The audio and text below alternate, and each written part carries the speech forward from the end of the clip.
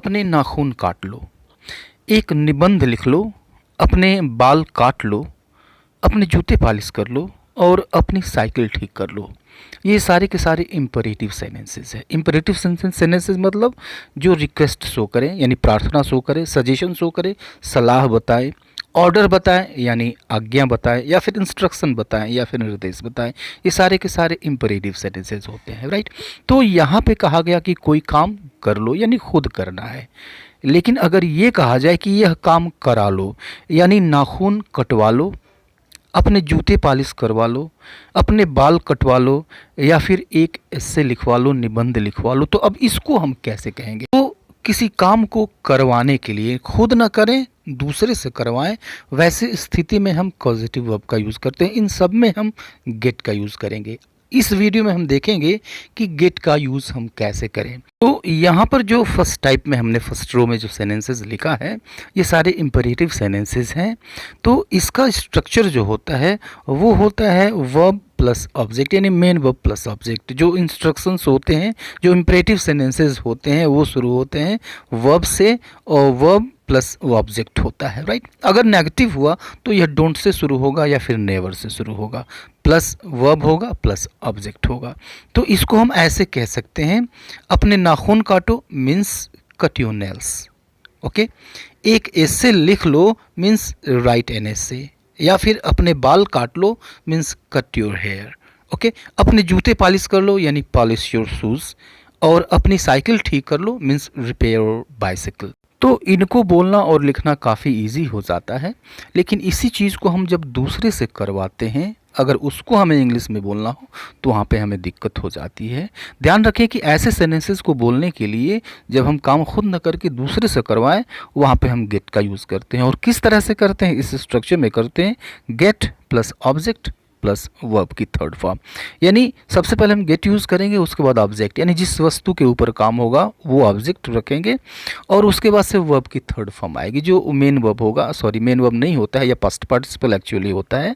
तो वर्ब जो होगा उसकी थर्ड फॉर्म आ जाएगी। जैसे देखिए, अपने नाखून कटवा लो means get your nails cut, get your nails cut. तो सबसे पहले हमने गेट का यूज़ किया और उसके बाद से हमने ऑब्जेक्ट यूज़ किया। तो क्या कटवाना है, किस वस्तु पे काम होगा?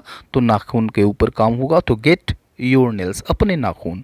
और फिर करना क्या है? तो कटवाना है। इसकी थर्ड फॉर्म, कट की तीनों फॉर्म सेम होती है, कट कट कट, तो गेट योर नेल्स कट। उसी तरह से एक एस्से लिखवा लो means get an essay written, get an essay written.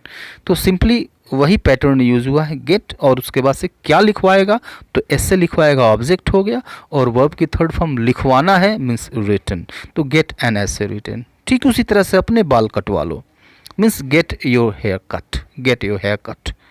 अपने जूते पॉलिश करवा लो means get your shoes polished, get your shoes polished, right. अपने जूते पॉलिश करवा लो। या फिर अपनी साइकिल ठीक करवा लो means get your bicycle repair, get your bicycle repair, right. अगर सेंटेंसेस नेगेटिव हो जाते हैं तो नेगेटिव दो तरीके से होंगे, या तो कभी नहीं आएगा या फिर सिर्फ नहीं आएगा।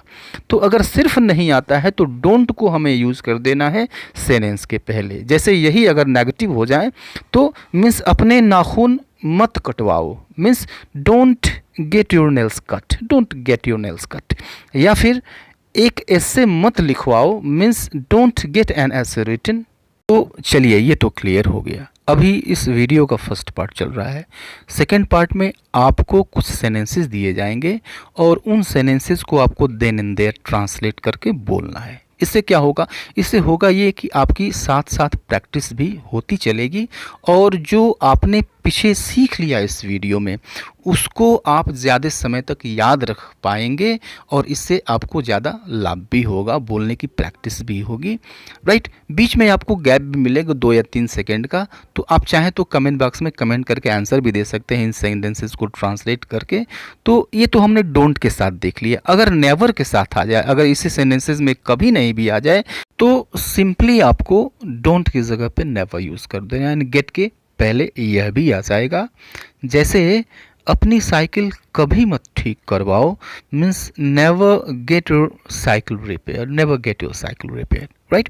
कभी कभी हम देखते हैं कि यह भी आ जाता है कि किससे करवाना है या फिर किससे करवाओ। जैसे अपने बाल किसी नाई से कटवा लो तो आप इसको कहेंगे get your hair cut by the barber, get your hair cut by the barber. यानी आपको लास्ट में जिससे करवाना है बाय लिखना है और फिर उसको लिखना है बाय द बार्बर, जैसे यहाँ पर किया गया है। राइट, अब ये कुछ सेंटेंसेस आपके लिए हैं। मैं हिंदी में सेंटेंसेस बोलूँगा, 2-3 सेकेंड का बीच में समय होगा और आपको ट्रांसलेट करते हुए बोलना है। अपने बाल रंगवा लो, अपना ड्रेस सिलवा लो, यह लैपटॉप ठीक करवा लो, एक एप्लीकेशन लिखवा लो। तो अभी के लिए इतना ही, मिलते हैं नेक्स्ट वीडियो में। तब तक के लिए goodbye and take care.